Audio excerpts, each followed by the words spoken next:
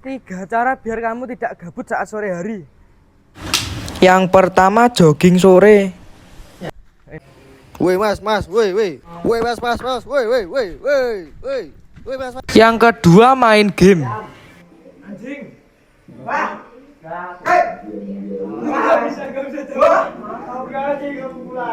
Yang ketiga jalan-jalan. Mas, ayo jalan-jalan mas. Ayo Mas, ngomong sek sore iki. Bukan jalan-jalan itu mas, kejauhan. Gak bisa aku ini, kejauhan itu mas.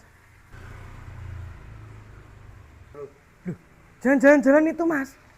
Kita mau ke depan belanja soalnya ini. Kok mau ke Mekah ini ngapain mas?